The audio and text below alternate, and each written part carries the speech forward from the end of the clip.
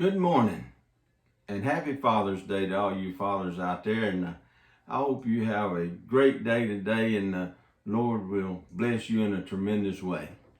If you would get out your Bibles today and look at the book of Job. The book of Job, chapter 1, verses 4 and 5. Job chapter 1, verses 4 and 5. Did you know that the very first national celebration of Father's Day was on June the 19th, 1924 by proclamation of President Calvin Coolidge. All this happened because of a woman by the name of Sonora Smart Dodd. She was sitting in a church service one day back in 1909 and during a Mother's Day service, and the thought come into her mind that there should be a Father's Day because her father raised her because her mother died while she was young. So she thought it would be great to have a special day to honor fathers. So through the efforts of Sonora Smart Dodd, President Calvin Coolidge designated the third Sunday of June as Father's Day. So that's just a little bit of history of Father's Day this morning. There's this little boy who was asked to explain Father's Day, and he said, well, it's just like Mother's Day, only you don't spend as much money on the present.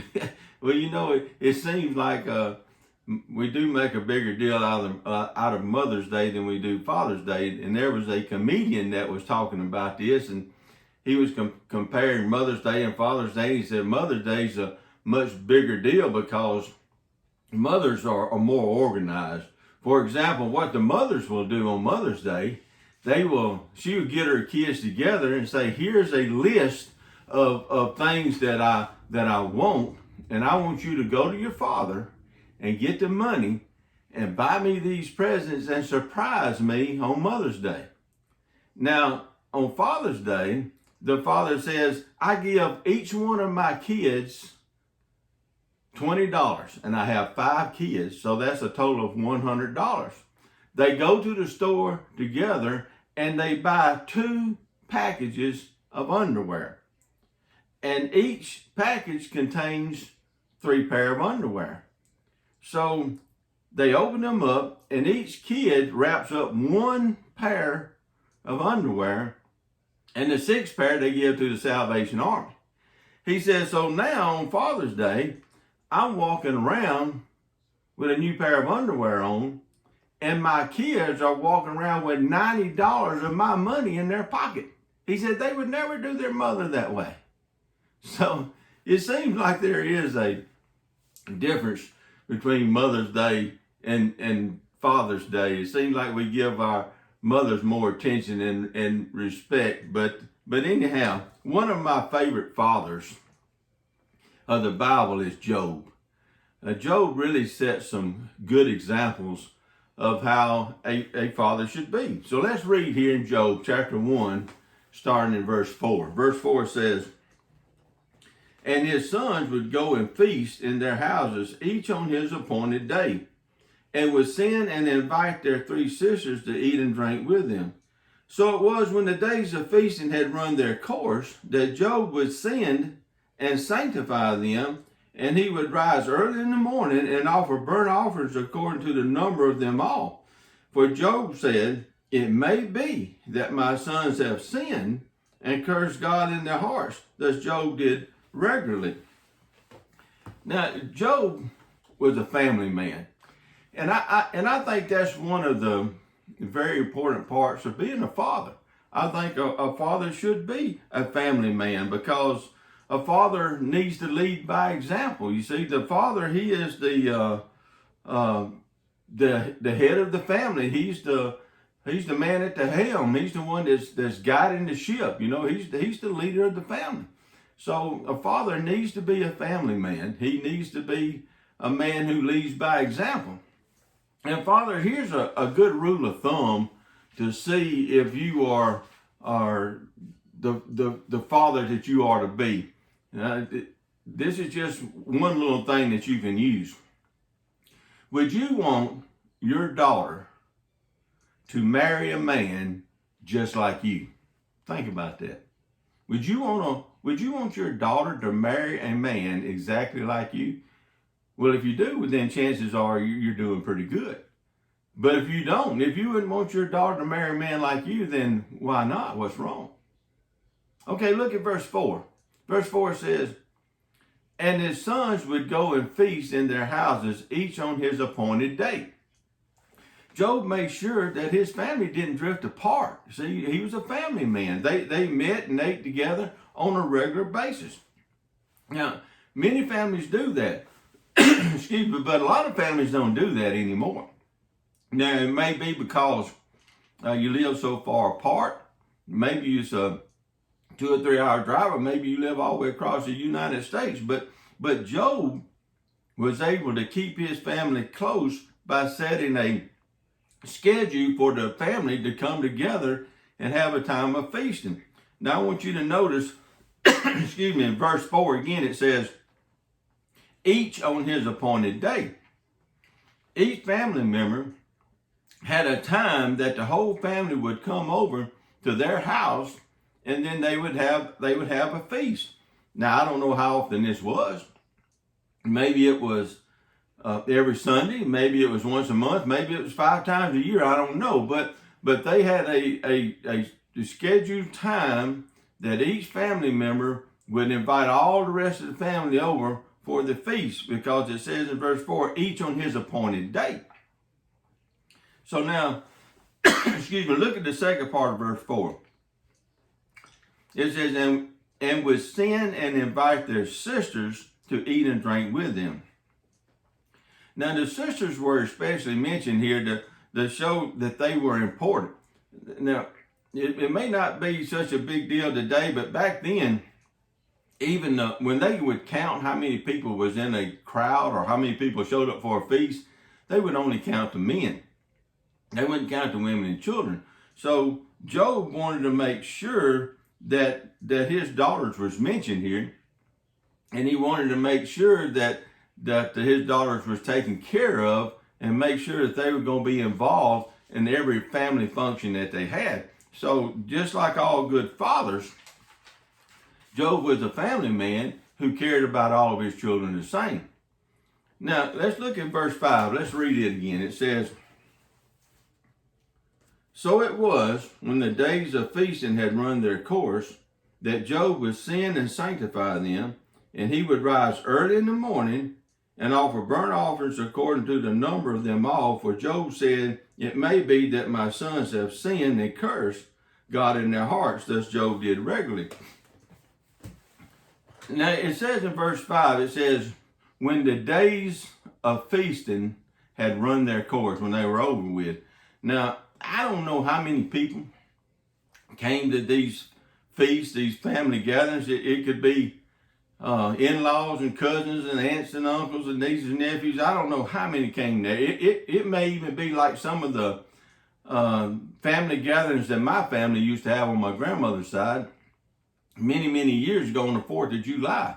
Our 4th of July back in those days was kind of like a family reunion.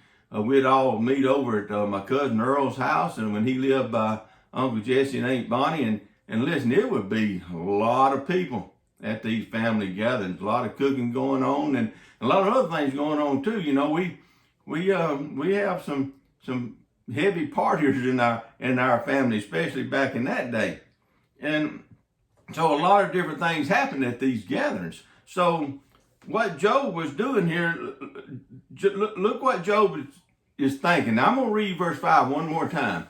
Now, I want you to think about these family gatherings, these feasts, just like those we had. There's sometimes in these big gatherings, there's some things going on that happen sometimes. So this is what Job says when all of these feasts, these gatherings are over with. He said, so it was in the days of feasting that run their course, when all of these huge family gatherings are over with, that Job would sin and sanctify them, and would rise early in the morning and offer burnt offerings according to the members of them all. For Job said, it may be that my sons have sinned. See, Job knows there ain't no telling what happened in some of these feasts. He said, for Job said, It may be that my sons have sinned and cursed God in their hearts. So Job knew that there was a possibility that one of his children may have sinned at one of these feasts. Now notice verse 5 says, it may be. It said it may be that they have sinned. Now he didn't know for sure. He didn't know for sure if they had sinned or not. But just in case they sinned, he prayed for them anyway. Now folks, that's a good move. Fathers, that's a really good move for you to make right there. I like it when a father prays for his children, and you don't never know what's going to happen. So it's a good idea to pray for your children, just in case they might mess up. I mean, because like Job, you don't know what your children are up to when they get out about in the world. You don't know what they can run into. You don't know what can happen. You don't know what's going on in all these places, and you can raise them the best way that you can, but when they get out there in the world, anything can happen. So Job said, listen, I'm going to pray for them. I don't, they may have been good examples. They may have done everything right. They may have behaved themselves perfectly, but you don't never know. You don't never know today. So just in case my children sin, I'm going to pray for them anyway. Man, it's such a, fathers, pray for your children. That when I think back at how much worrying my parents must have done, it makes me feel bad about today. But when I was 20, 21 years old, my folks didn't know I might be in West Palm Beach one day and Minneapolis, St. Paul the next day. And it didn't have cell phones like today. Fathers can keep up with their children every minute of every day and night now with these cell phones, but that back then they weren't invented yet. All we had was pay phones, and most places I stayed didn't have a home phone, so there was very, very little communication. So I can imagine what my parents must have went through, wondering about what I might be doing, what I was up to. So it is so important, parents, mothers and fathers, it's so important that you pray for your children.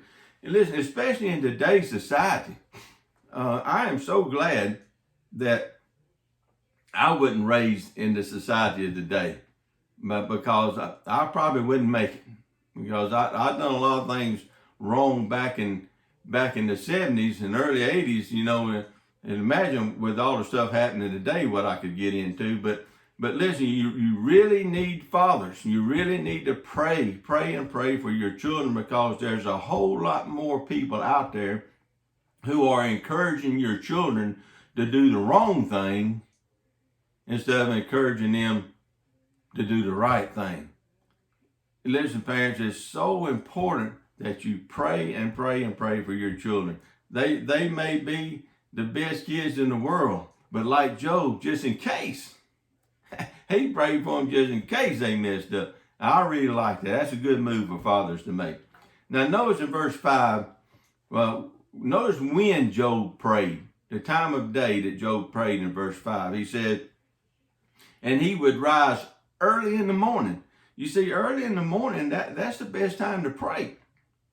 It's the best time to pray because your mind is more clear, because you don't have the clutter of the day in your mind, and you can concentrate better early in the morning.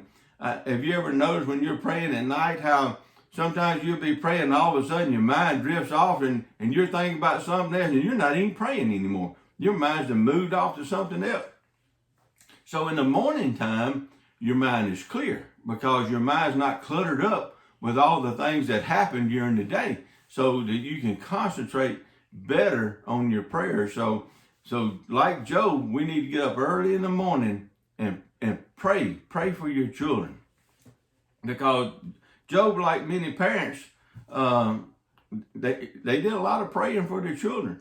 Job is a good example of a father because he was the spiritual leader of the house. I mean, he was like the family priest almost. He was the guy that made sure that his children were prayed for. Make sure that his children knew who God was. Make sure that he raised his children the way that God wanted him to. Listen, folks. If you don't raise your children in the right way to go, if you don't raise your children, the world will raise them for you. Now, listen. You don't want, excuse me. You don't want the world raising your children today. So be sure that you raise your children in the ways that God instructs us to live and to raise our children, and how to behave and how to act and to put God first in our lives and everything that we do. But it's sad to say that many fathers have dropped the ball when it comes to being the spiritual leader of the family today. A lot of fathers have left it up to the mother or the grandparents, or they left it up to somebody else to be the spiritual leader of the family. But Father, that's your job. You're the head of the family. You're the man at the wheel. You know, you're the one that is steering the ship. So it is up to you to be the leader, the spiritual leader of your family.